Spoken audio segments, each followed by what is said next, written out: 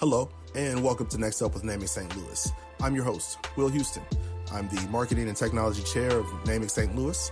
And on this podcast, we're here to explore the stories, experiences, and insights of dynamic professionals making strides in their careers. We'll be speaking with those who are on a journey of growth and advancement.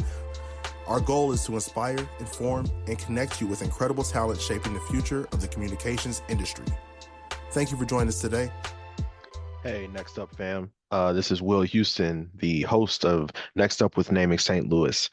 This week, I'm going to be bringing a little bit of a different spin to the podcast. This will be a solo pod. It's just going to be one where I go over some tips and tricks, and maybe not even advice, but just things to think about when being in this field, in the telecommunications field, the media field, or just really in corporate America in general. And these tips and pieces of advice and, things to think about may not just be in corporate America, but even how you handle yourself when moving around or traveling in some ways also. So I'm going to go over 5 different points and just kind of talk about them, not in too much depth, but just spend a couple minutes apiece on each one of them. I felt like it would be a good thing to do. We're getting toward the end of the year. People will start thinking about their year-end reviews. People will start thinking about their goals for the next year coming up. Usually people start to do this in the fourth quarter. And as you get into the first quarter of 2026, sometimes it's important to not only think about, what technical goals you're trying to attain or financial goals or goals you're trying to attain, but also some of the personal growth goals that you might want to attain. And I think that, giving people a little bit of a guideline or just some tips on things to look for can always be helpful.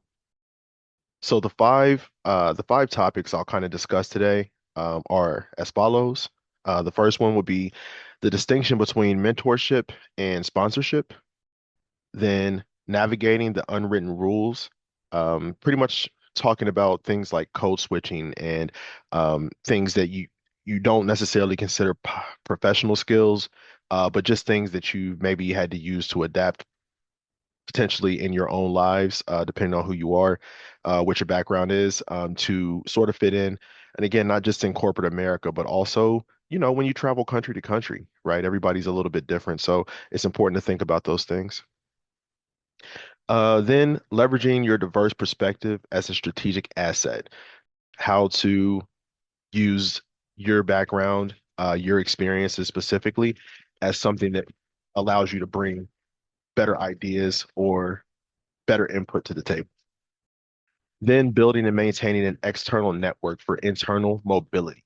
So, how can you grow your network, whether it's internal or external, to help yourself grow in your company, or even to grow spiritually or professionally or personally, however you want to look at that type of growth.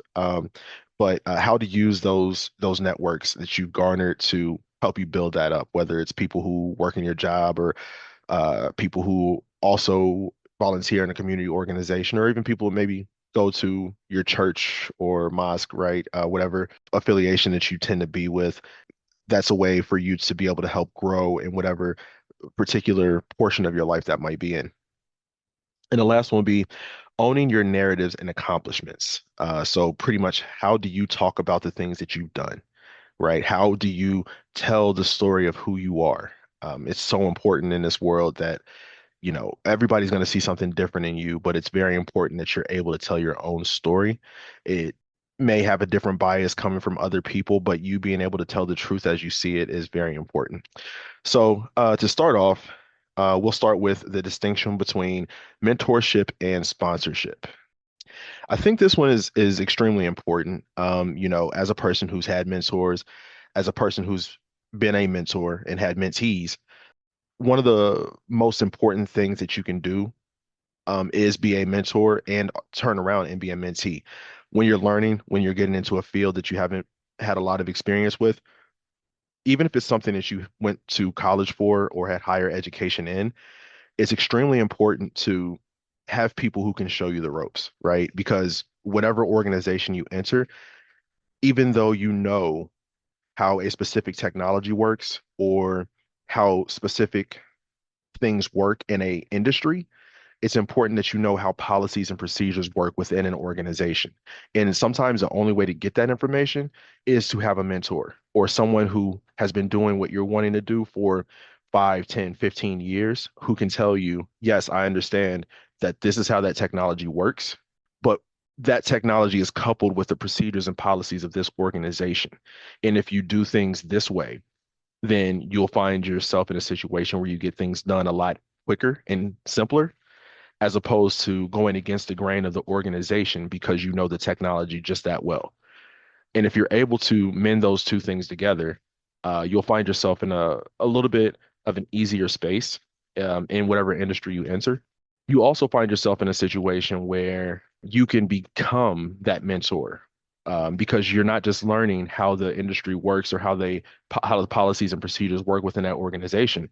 You're also learning how to be a mentor, right? And what things you see in your in the person who is mentoring you and who you are as a mentee. You're learning how to then take that information and then give back to people who might be coming up behind you. Okay, so that's the mentor piece of that. And I think mentorship is one of the most important things that you can have as a culture in an organization. And the other side of it is sponsorship. Now, sponsorship, it seems like it could be considered the same thing, but in a lot of ways, it's different, right? I think there was a TED Talk that I watched by Carla Harris. It was called "How to Find the Person Who Can Help You Get Ahead at Work." So your mentor does that, right? Your mentor can try to help you get ahead at work, but they're more focusing on your growth and your potential and trying to feed you information and feed you tips and tricks to make you better individually. When you start thinking about a sponsor, and this sponsor doesn't necessarily have to be someone who is much higher than you on the hierarchy or in the chain of command. It could be someone who is vertical with you, but does sit in on different types of projects that you may not be involved in. And having that person who is in the room when you're not there, that sponsor, that person who says, you know who I think would be really good for this project? I think this person would be really good for this project for such and such reason. Or do you know uh you have this new team opening up within a department? I think this person will be a great lead for that team, or this person would be a great contributor in that team.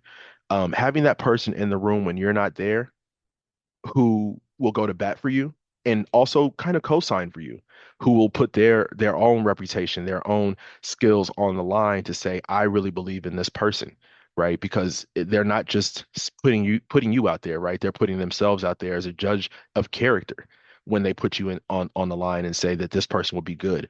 So having, first of all, the character and the integrity to have someone who will sponsor you, but then also having that person who can go into a room and go to bat for you when the time comes, it's it's so imperative. It's a way that you can really help grow yourself within an organization, an industry, while also building a relationship and networking. And I just think it's of the utmost importance. So those two things together, the mentorship and sponsorship, are extremely important. But I just wanted to give a little information on the difference and why it's important for you really to have both. The next topic will be navigating the unwritten rules and the art of code switching, right? So it's a big buzzword. Everybody's either heard about or talked about code switching. If they deal with it in their own lives, whether it's again, just being in an organization and having to feel like you are code switching or not code switching, not feeling like you want to do that in corporate America, or if you've traveled, if you've gone outside of your country of origin and you realize that things are a little bit different in another place, it's the whole when in Rome situation. So if you go to another place and some of their cultural nuances are different than the ones that you're used to, it's important that you don't try to implant your cultural nuances on them as you're in their country. You work to try to learn what their cultural patterns are, and you try to learn how you can fit into those a little bit when you go into another country. I think one of the big differences that we find here when we work in corporate America is that there are so many different cultures and there are so many different just backgrounds that you'll find when you go into an organization. You'll have people who practice different religions, who eat different foods, who have different ideas about their place in the world. So I think in corporate America, this becomes sort of a inflection point because in America, most, people feel like they are supposed to be there, right? Whether their culture, their religion, or whatever that might be. They feel like, I'm in the room, an American, right? No matter what my background is, what my culture is. So I should be able to be in that space as my whole self. So I think that's where the big inflection point comes in when you're in the United States, and trying to be your whole self in a situation that may not necessarily be used to seeing you. I do hear also that there are in certain situations people will maybe have different ideas about those types of people who do code switch, right? And maybe there's just sort of this put down for people who, show up and they say, well, I'm being my full self, you should do the same, versus people who don't do that. And I think on both sides of that, you have people who put down the code switch, quote unquote, people who code switch. And then some of the people who, quote unquote, code switch will also say, well, you should really change the way you do so you can fit into the culture. And so I think that back and forth right there, it brings up a conversation, but I think in all it can be a little bit counterproductive or counterintuitive to what people are trying to get to. Personally, I don't have any advice on that. I think that you should do whatever you feel like makes you comfortable or gets you to where you want to be or allows you to get through a day. If you feel some type of way about, changing your voice or changing the way you operate in certain spaces, then don't do that. And if you feel like, on the other side, it's, unprofessional or it's not the best way to get ahead on the other side, then operate the way you'd like to operate. But I think that we should all give each other grace, because when people do whatever it is they do, they're doing that because of their background. They're doing that because of the way that they see the world and have experienced the world. So I don't really have any advice for that. I just wanted to give some perspective, on there is, kind of two sides to it. And I also wanted to just again put that in there as something that people for people to think about, even if it's a conversation that you have with colleagues or things like that, or friends. One thing to keep in mind is that we're all out here trying to live our best lives and, do what's best for our families and for ourselves and, show each other some grace on that. I think it's important to just keep in mind everybody has their own life experiences and they do things to the best of their knowledge and the best of their experience. So the third topic I'll be talking about today is leveraging your diverse perspective as a strategic asset. Now, this is something that we think about all the time. Anytime you update your resume, anytime you have an interview, anytime you're going to apply for a new job, you think about, okay, I'm bringing this perspective. These are the experiences I have. Look at my resume. My resume is great. I have all these different experiences. I went to school for this. I worked this job and I did this. I was on this project with my last job, and this is how I gained these skills and these assets. I think sometimes what happens though, once you actually get on the job, sometimes we forget. We know we have these skills and we know we have the ability to do certain things, but then sometimes when you get into a boardroom or when you get into a conference room and it comes time to give your opinion on a topic or give your opinion on a new project that's going on, sometimes we forget that, oh, I don't necessarily need to have that person's idea, or I don't necessarily need to co-sign that person's idea. The reason I'm in the room is not just because of my skill, but it's also because of my distinct background, my perspective, the things that I know because of the things that I've done. And not just the things that I know because of the things that I've done, but also because of the things that I've at some point gone through, whether that's personal, whether that's in your job, the things that I've gone through have shaped me, and they've shaped me in based on other things, right? So when you go into your job or whether you go into a career in media or telecommunications, if you find yourself in a meeting, if you find yourself in a conference room full of people who are brainstorming ideas, don't feel like there is a person who is in that room who somehow has the monopoly on what a good idea is. Your ideas are valid, and your ideas really can only be your ideas. You have to be that person who really understands that your perspective and your background are valid, and they can really hold weight when it comes to having a really great idea. And if you don't speak it up, then first of all, you may not be invited back to those rooms very often. But second of all, the project overall may be missing out on something really important. So I think it's just a great rule to whenever you find yourself in a situation where you are able to present an idea or give your perspective on an idea, that you bring your own personal understanding with it because it is valid and it does have the potential to really make a good project into a great project because of your knowledge. All right. So the fourth topic I'd like to talk about a little bit is also building and maintaining an external work network for internal mobility. Okay, so this kind of circles back a little bit to the mentorship and sponsorship piece, right? Who is in the room speaking for you when you're not there? And then also who are the people who you may be training or may be mentoring or who mentored you who will actually turn into your sponsor, right? It's true that everybody moves at different speeds, right? So a person who is your mentor may look up one day and have to report to you. And the same situation goes for you. Is the person who you mentor may end up being a person you report to in the future. And then outside of that, what community organizations are you involved in? What LinkedIn organizations are you involved in?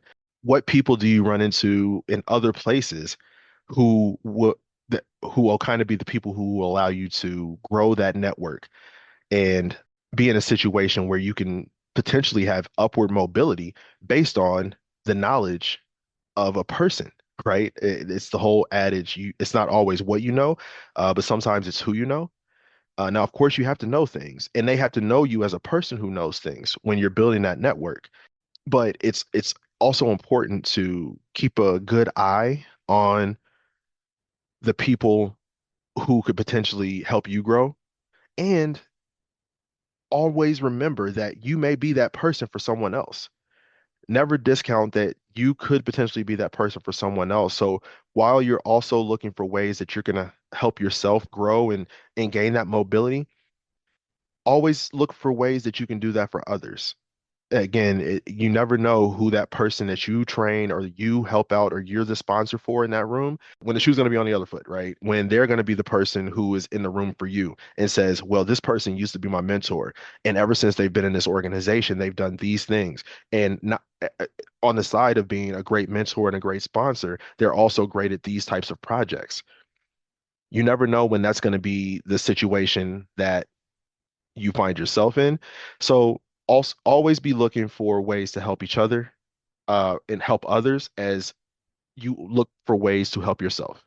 Another thing I think that it's very important that we don't look at as much in certain cultures and certain backgrounds, because in some ways it's and I'll just speak for myself sometimes. It's difficult to negotiate because you kind of find yourself in a situation where you're like, well, man, I'm just happy to be here. And that's fine. But you should always keep in mind that when you are in a situation where you're growing your network, when you're looking to get some upward mobility and you encounter a chance to get that upward mobility, realize that you're there for a reason. You're not just there because someone's trying to be nice to you. In most cases, you have a skill and you're very good at what it is you do. And do not happy to be here yourself out of actually being able to grow yourself financially as well. So learn how to be a confident negotiator. Don't just kind of put yourself in a situation where you're not getting everything that you deserve because you feel like you're just, beyond what you deserve. Um, if you're in a situation where you're being moved up or where you're being considered for a project, in most cases, it's because you're the best person for the job. So it's important to also look into some negotiating skills. There are places you can go to get some more tips and tricks on that. I'd recommend Coursera has some actually really good courses on understanding negotiation and growing in negotiation. Definitely something I would look into getting some more skills on. And the last topic I'd like to talk about is owning your narrative and your accomplishments. This I left for last because I feel like it's one of the most important pieces. We've talked a little bit about, um, your resume and just using your perspective and your diverse ideas as a strategic asset. But here's where you really put that narrative together. A lot of people sort of approach a resume as a bullet point. Here's, I did this, I did this, I did this, and I did this, right? But even if you use bullet points on your resume, it should also tell a story. It should tell a story, right? If you were in a job where you work specifically on graphic design, and then you moved into a job where you were more of a marketer and not didn't necessarily do the design portion of it, but you did more of a marketing side of it. And then you went into another job where you were in product management, right? Tell the story about how you moved through there because those things they're not disparate, right? They grow on each other, right? So if you learned how to do graphic design and then you went into marketing and then you went into developing products, that's a ladder. And it may not be the ladder that some people took, but it is a ladder that you took. And being able to tell that story and tell the projects that you were involved in that got you from one place to the next place and tell why you decided to end up in product management from marketing or how you decided to go from graphic design to marketing telling that story is really going to let a person who is possibly trying to employ you understand your mindset and your state of mind when you're approaching your career. So it's very important to be able to tell your story from a professional standpoint and then from a personal standpoint, in the media and telecommunications space, right? That's what we do, right? We do media, we do telecommunications. So the root word there is communications, right? So when you're telling your story, not just from a professional standpoint, but also from a personal standpoint, it's important to tell your whole story. Tell your story from the perspective of a person who has only lived your life, because that's the only person who can tell your story. Don't you don't have to be afraid to speak on things that you've had to experience, things that you've gone through personally, right? You don't have to shun away from failures. You don't have to uh you know shun away from actually really highlighting the successes you've had.